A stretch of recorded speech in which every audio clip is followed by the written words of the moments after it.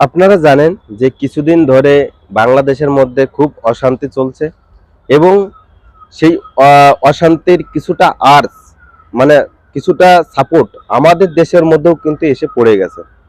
আপনারা জানেন যে ওই দেশ থেকে হুঙ্কার দিচ্ছে আমাদের দেশের কিছু ওই দেশপ্রেমী মানুষ, তারা কিন্তু এই দেশ থেকে হুঙ্কার দিচ্ছে। তো এরকম ভাবে কিন্তু জিনিসটা চলছে, ঠিক আছে? তো একটা কথাই বলতে চাই, যারা বাংলাদেশ প্রেমী, যারা বাংলাদেশের কে খুব ভালোবাসো বা মনে করো বাংলাদেশের লোক আমাদের ভাই, এই কথা যারা মনে করো তাদের একটা কথাই বলতে চাই যে তোমরা বেশি লাফালাফি করো না। আজকে বেশি তোমরা লাফালাফি করো বলে তোমাদের আজকে শিক্ষা এত নিচুয় নেমে গেছে বা তোমাদের কথাবার্তা এত নিচে নেমে গেছে যে আজকে তোমরা যে লাফালাফি করছিলে নিজের দেশকে নিয়ে, আজকে তোমাদের দেশে মেট্রো রেল চালানোর মতন বিদ্যুৎ নেই। শুধু এক আদানি, আমাদের দেশের এক আদানি, ঠিক আছে, সে শুধু বিদ্যুৎ সাপ্লাইটা কমিয়ে দিয়েছে, মেট্রো রেল চলছে না, ঠিক আছে? তারপরে তোমাদের দেশের এখন যা পরিস্থিতি, আরে তোমাদের দেশে ট্রেন যায় আর আমাদের দেশে মেট্রো রেল যায়, প্রত্যেকে স্পিডই আমাদের দেশে মেট্রো রেল, এই কি সরি, আমাদের দেশের যে ট্রাম গাড়ি আছে, তোমাদের দেশের ট্রেনের থেকে আমাদের দেশের ট্রাম গাড়ি জোরে যায়। তো এটা সবসময় মাথায় রাখতে হবে যে যে দেশ উন্নত সে দেশকে তোমাকে মেনে চলতে হবে, যে দেশ আগে তোমার থেকে সে দেশকে তোমাকে তোমার কথা শুনে চলতে হবে, না হলে তুমি পিছিয়ে পড়বে।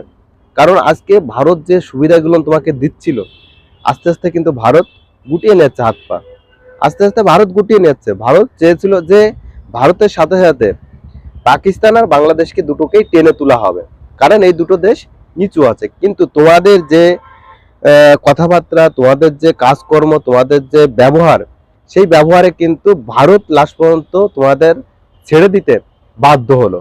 না ছেড়ে দিয়ে কিছু করার নেই, কারণ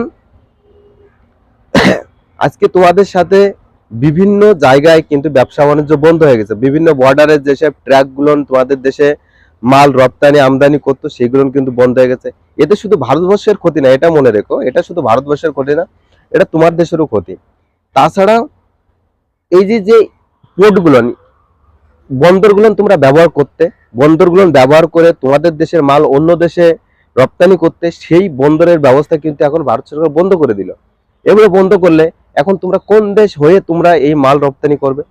যেখানে একটা মাল রপ্তানি করতে তোমাদের 10 টাকা খরচা হতো, সেখানে আজকে তোমাদের নাই নাই করে 100 টাকা খরচা হবে।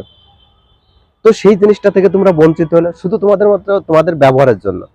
তোমরা যদি ব্যবহার ঠিক রাখতে, তোমাদের কথাবার্তা ঠিক রাখতে, তোমাদের এই যে যে জঙ্গি কার্যকলাপ, তোমাদের দেশের মধ্যে কিছু হুজুর আছে যাদের কথাবার্তা, আমাদের দেশের মধ্যেও কিছু হুজুর আছে যেসব কথাবার্তা পুরো জঙ্গি কার্যকলাপের মতন কথাবার্তা, মানে নিজের দেশের প্রতি যে একটা ভক্তি শ্রদ্ধা, সেরকম কোনো কথাবার্তা বলেই না, ঠিক আছে? এটা গ্যারান্টি সহ করে, ঠিক আছে? তো এই যে জঙ্গি কার্যকলাপের কলবল তোমরা করো, এর জন্য কিন্তু ভারত আস্তে আস্তে তোমাদের পাশ থেকে সরে যাচ্ছে। দেখো, যে অগ্রগতিটা হচ্ছিল বাংলাদেশের, যে অগ্রগতি হচ্ছিল, সেই অগ্রগতি কিন্তু থেমে গেল, পুরোটাই থেমে গেল।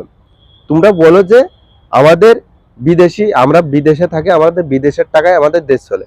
কত চালাবে ভাই? ব্যবসা বাণিজ্য সব থেকে হচ্ছে বড় বিজনেস দেশের, ওটাই হচ্ছে তোমার দেশকে আগে বাড়ায় ব্যবসা বাণিজ্য। তুমি কত টাকা ইনকাম করে তোমার দেশে পাঠাবে আর তোমার দেশকে কত উন্নত করবে ব্যবসা বাণিজ্য যদি না থাকে?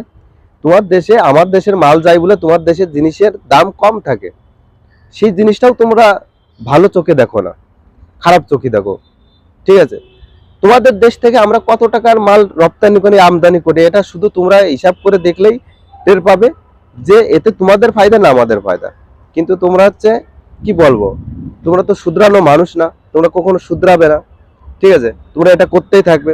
আজকে তোমরা এত বড় বড় কথা বলেও তোমাদের সেন্ট মার্টিন দ্বীপকে কিন্তু আমেরিকার হাতে তুলে দিতেই হলো, ঠিক আছে? তুলে দিতেই হলো। আজকে যদি হাসিনা সরকার সেই সেন্ট মার্টিন তুলে দিত তো উনি ক্ষমতায় থাকতেন, উনি কিন্তু দেশের ভালো চেয়ে কিন্তু সেই জিনিসটা তুলে কই ইউনিট সরকারকে তো আপনারা ক্ষমতায় বসিয়েছেন, আপনাদের ইউনিট সরকার তো আপনাদের জায়গাটা ধরে রেখেছে, সে তো ছেড়েই দিল শেষ পর্যন্ত সেন্ট মার্টিন।